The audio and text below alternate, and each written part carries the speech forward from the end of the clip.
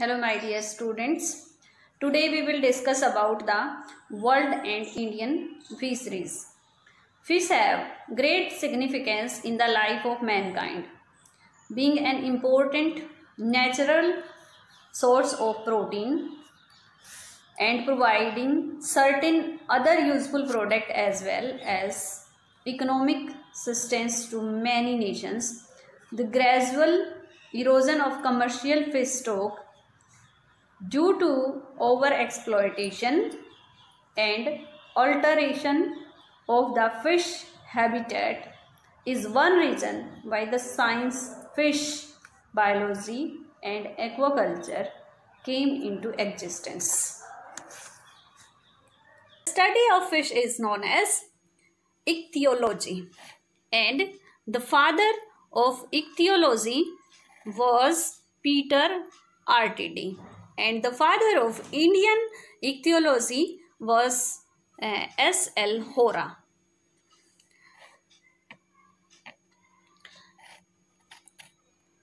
Fish are the first vertebrate with jaws. Fish are cold-blooded animals. They can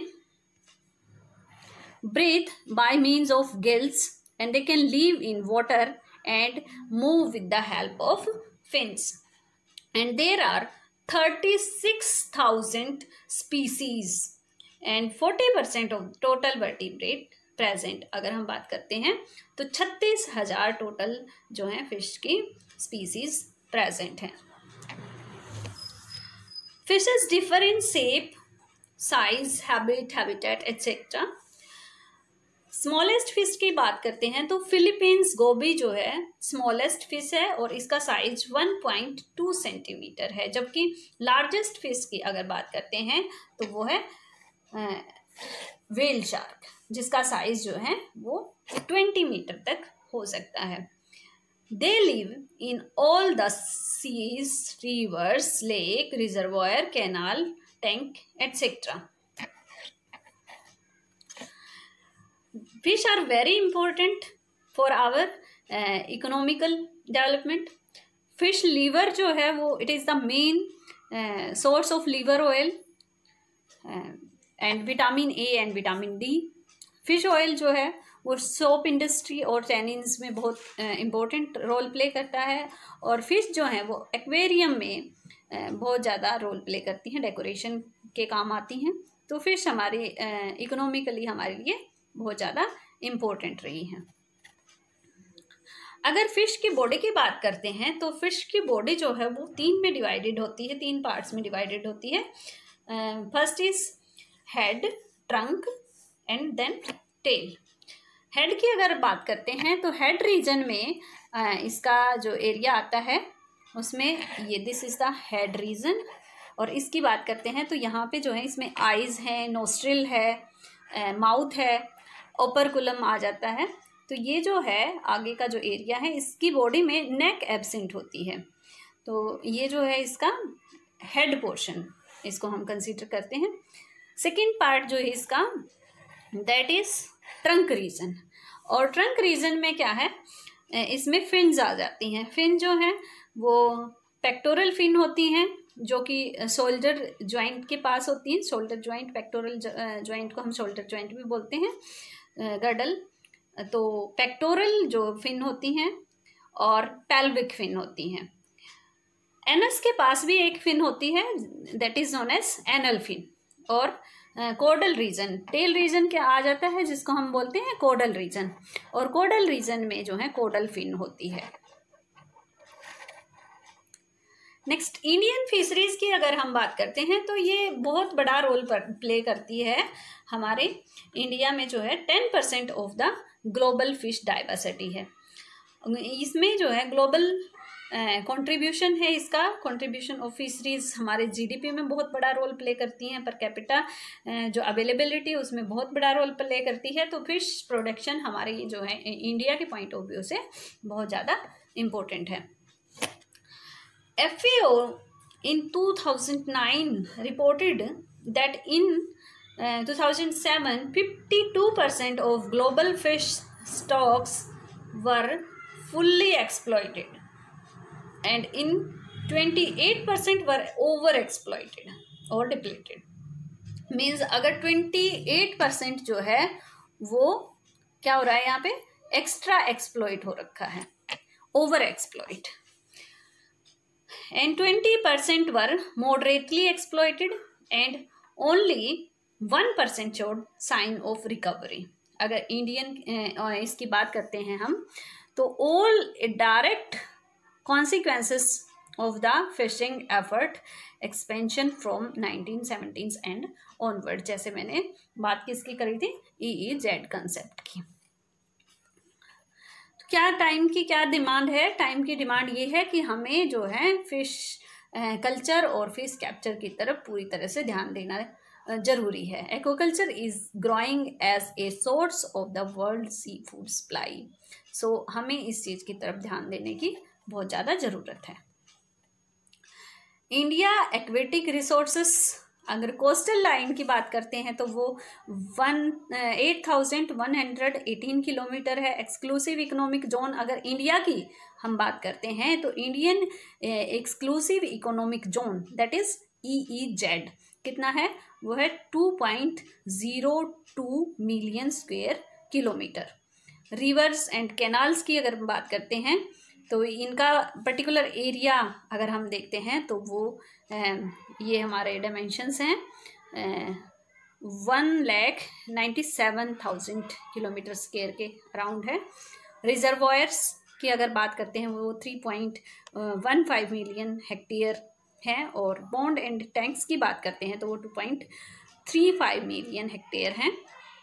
Xbox lakes and derelict water की अगर बात करते हैं तो वो है 1.3 मिलियन हेक्टेयर, और ब्रैकिश वाटर की अगर बात करते हैं तो वो है 1.24 मिलियन हेक्टेयर, और ईस्ट्रीज की अगर हम बात करते हैं तो वो है 0.29 million hectare area.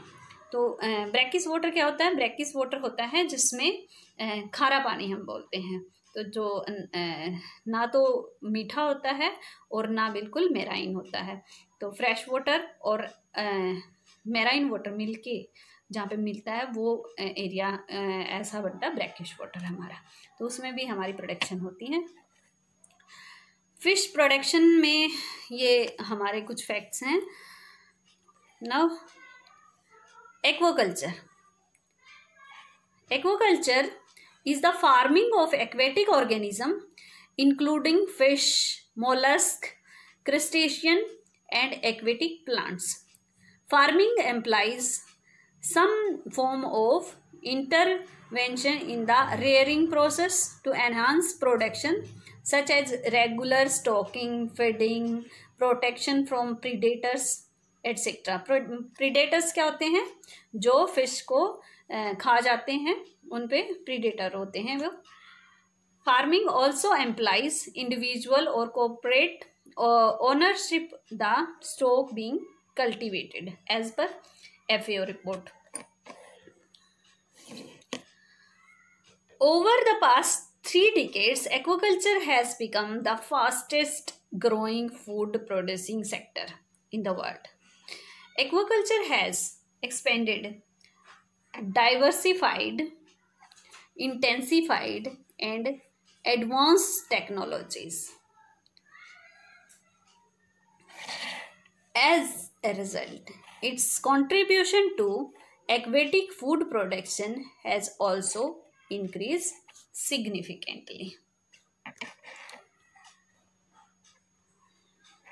As globally more fish food is consumed on a per capita basis than any other type of meat or animal protein like fish, pork, poultry, beef and veal वगैरह, अगर इसकी बात करते हैं हम तो इसमें जो है इस पर्पज को सोल्व करने के लिए अगर हम क्या इस्तेमाल कर सकते हैं, इस पर्पज को सोल्व करने के लिए हम एक्वाकल्चर का इस्तेमाल करते हैं। सबसे पहले इसमें क्या आता है कि utilization of available natural water resource. हम इसके लिए क्या कर सकते हैं कि जो नेचुरल रिसोर्स हैं उनका यूटिलाइजेशन हम कर सकते हैं। To increase production for per capita consumption and income, इसके लिए कर सकते हैं। ऑर्नामेंटल पर्पज़ के लिए भी हम कर सकते हैं, स्पोर्ट्स और गेम पर्पज़ के लिए कर सकते हैं, अपलिफ्टिंगमेंट ऑफ सोशियो इकोनॉमिक स्टेटस के लिए कर सकते हैं, और एम्प्लॉयमेंट अपॉर्चुनिटी जो है वो इंक्रीज कर सकते हैं, utilization of bio product like fish liver oil and all this things which are to be produce by the fishes. History क्या है एक्वाकल्चर की? अगर हिस्ट्री की हम बात करते हैं एक्वाकल्चर में, तो Egyptian tomb have bas relief, a kind of carving of fish being removed from पोन्ड्स।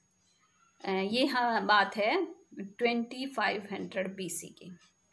Then carp were formed in China as early as 2500 BC and England में जो है 1500 AD carp culture was introduce. Advantages क्या हैं इसके? पोइकिलोथर्मल और cold blooded animal होते हैं ये फिशेज जो हैं, मैंने पहले भी बताया आपको कि these are the cold blooded animals, so need not spend energy for temperature regulation of the body. इसमें जो है specific gravity of fish is about 1.02 to 1.06 which is nearly same as that of the water, so need not spend energy for maintenance position in water।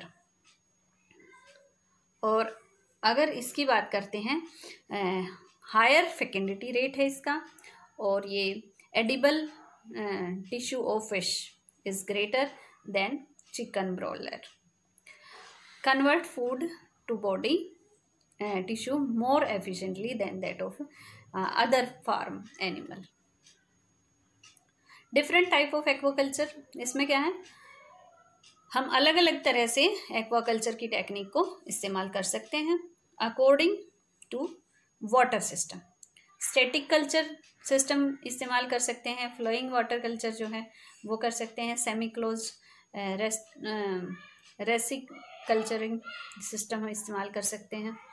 According to type of water अगर देखते हैं तो cold water fish culture है, warm water fish culture है, fresh water fish culture है, mariculture है, brackish water culture है। तो ये सारी टेक्निक हम इसमें वाटर कल्चर में, एक्वाकल्चर में इस्तेमाल कर सकते हैं। अकॉर्डिंग टू स्टॉकिंग कम्बिनेशन हम मोनोकल्चर कर सकते हैं फिशेस का, और पॉलीकल्चर कर सकते हैं। ये मोनोकल्चर और पॉलीकल्चर आगे हम डिटेल में करेंगे।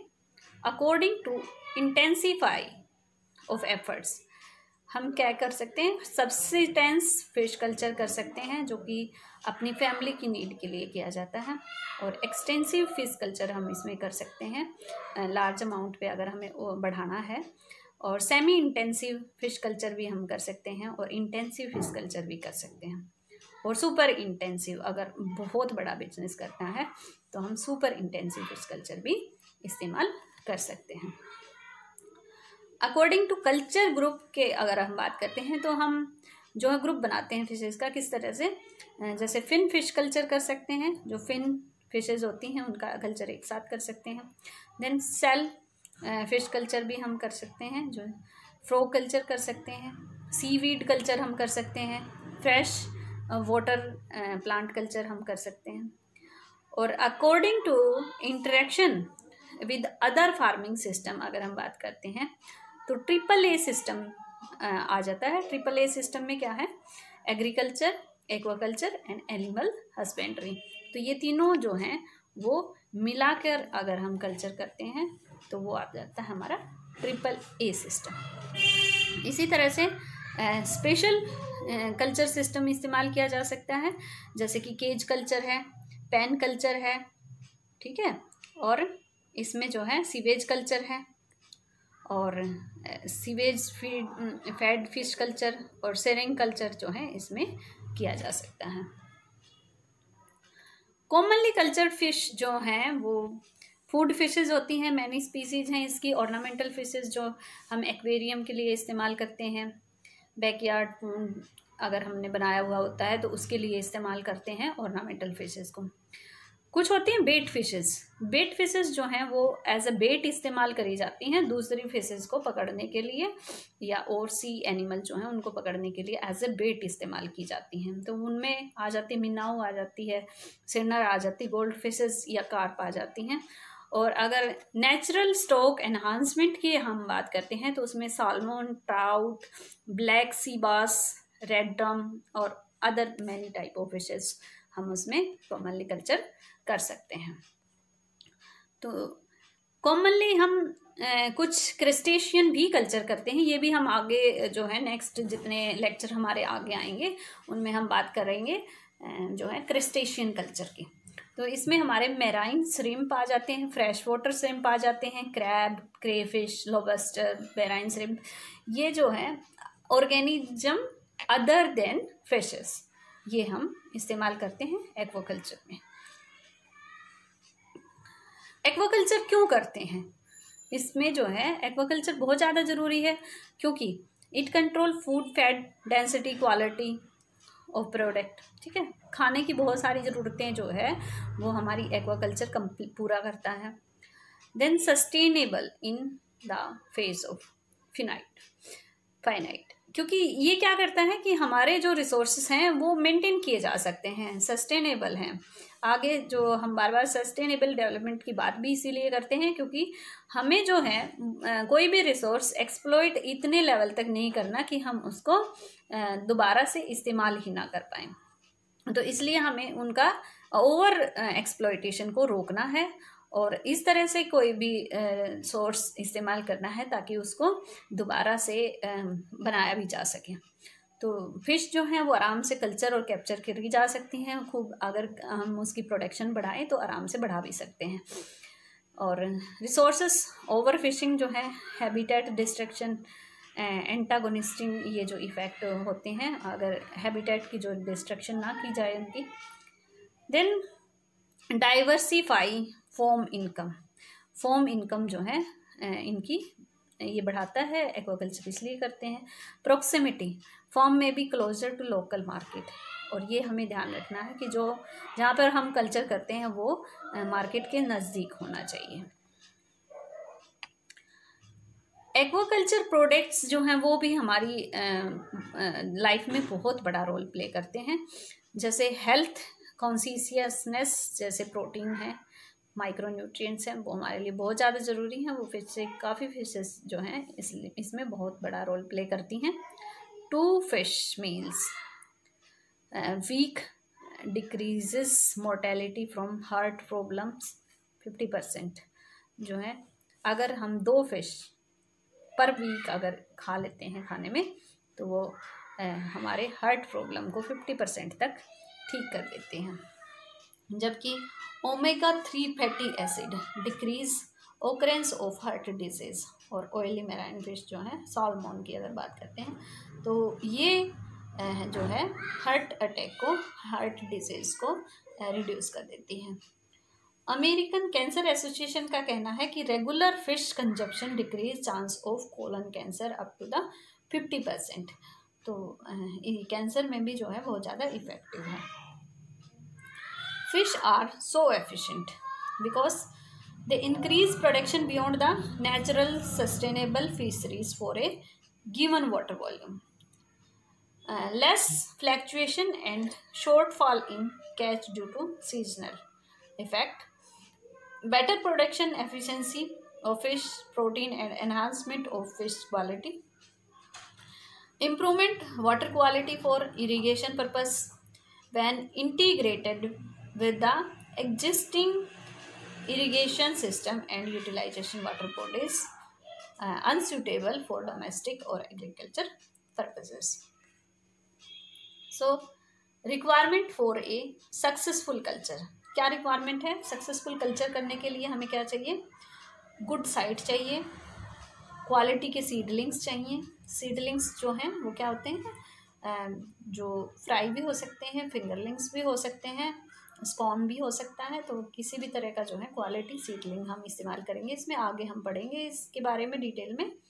गुड वाटर क्वालिटी होनी चाहिए, appropriate feed for feeding management, and intelligent and industrious farmer जो है समझदार फिश जो कल्चर करेगा उसको अच्छे से उसकी नॉलेज होनी चाहिए फिश कल्चर की। क्या क्या स्टेप्स हैं फिश कल्चर में? सबसे पहले पॉन्ड प्रिपरेशन करनी पड़ती है, फिर water culture, stocking, feeding management, water quality management, sampling, harvesting, ये सारे मेथड जो हैं इस्तेमाल किए जाते हैं फिश कल्चर में। ये हम आगे डिस्कस करेंगे कमिंग लेक्चर्स में। तो आज के लिए बस इतना ही। So thank you very much guys, we will meet in the next lecture. So